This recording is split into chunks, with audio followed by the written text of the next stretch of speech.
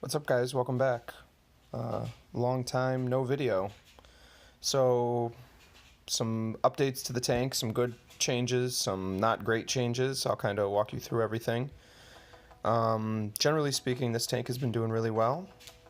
One thing that I've been dealing with a little bit is some RTN from some of the SPS, specifically the green slimer, and I'll show you that in a second.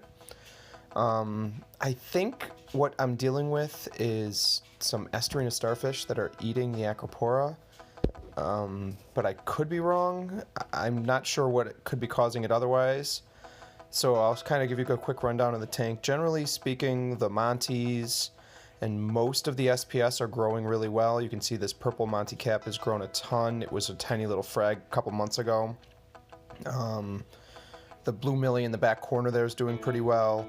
The Miyagi tort there has got some dead, as you can see, sort of some bleaching at the base, which I think is it's the issue that I'm dealing with. I'm not quite sure what's causing it, and anyone that wants to make a suggestion in the comments, please feel free to do so. I fragged this guy in the middle here, broke off a huge piece of it, and it still needs probably more to be taken off of it. It's just outgrowing the tank. The torches are doing great. At this point in the morning, the T5s have not come on yet, and the light that you're seeing there is actually the sunlight coming through the skylights. And I really love the way that you get that natural sunlight on the tank in the morning. It's like 9 o'clock in the morning or so. It's a bright sunny day, so the sun comes in through the skylights and gives the tank a real natural look. And you can see on some of the, and this guy obviously is growing like crazy, on the Slimer here, a ton of die-off at the base. But generally speaking, this tank is doing really well. Since I recorded this video, which was a few days ago, I've added a copper-banded butterfly fish to this tank and a second clownfish. And when I added the copper band, the powdered blue tang went absolutely ballistic, and I put a mirror up against the tank for about a week, and it completely solved the aggression issue. The powder blue only looked at herself and completely has started leaving the copper band alone. So generally, this tank is doing really well. No major changes except for whatever issue I'm dealing with some of the SPS. But aside from that, things are going really well. Somebody wants to say hi here. And so that's generally it up here. And on this tank, things are going well. You know, no major changes, no major additions that you can see here. Once again, since I shot this, I picked up a baby purple tang that I threw in here, not for long term. It's only a 25-gallon tank, but I just put just to get her acclimated without her getting beat up by the tangs in either of the other tanks. And I was kind of hoping she would pick on some of the algae in here. There's a little bit of turf algae in this tank, and some bubble algae. There's the little pygmy hawkfish. There's 2 clownfish in here. I think my yellow watchman goby bit the dust. I haven't seen him in ages, but he could still be hiding in there somewhere. There's my 2 clowns. Picasso clowns. I absolutely love them. I wish they would come out more, but they don't. But so the 2 tanks up here are doing great. No major changes aside from, like I had mentioned earlier, the SPS issues. Now you'll notice down here a major change. I got really nervous as the weather started to get warmer.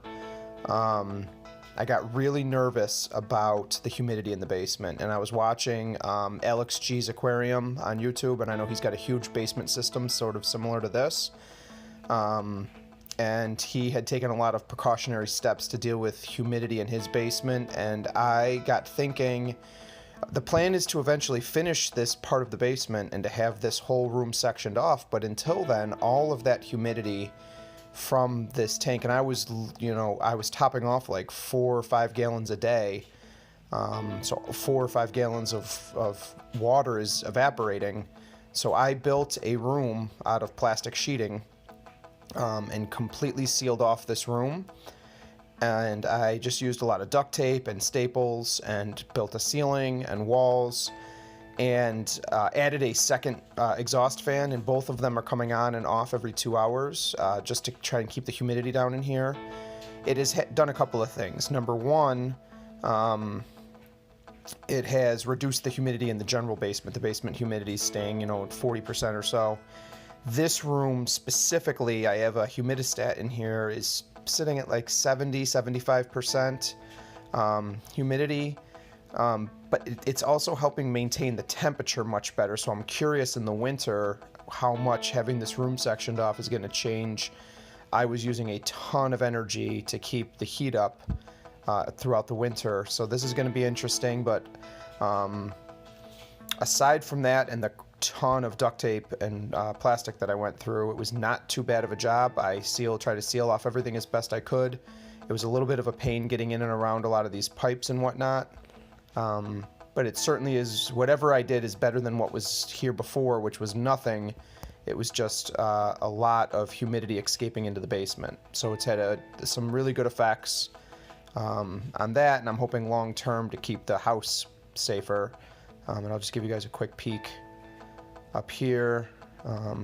This tank is doing great. I actually moved the Aptasia eating filefish down here out of the 25-gallon cube recently, but everyone else is fine. There's four other fish in here, all doing well.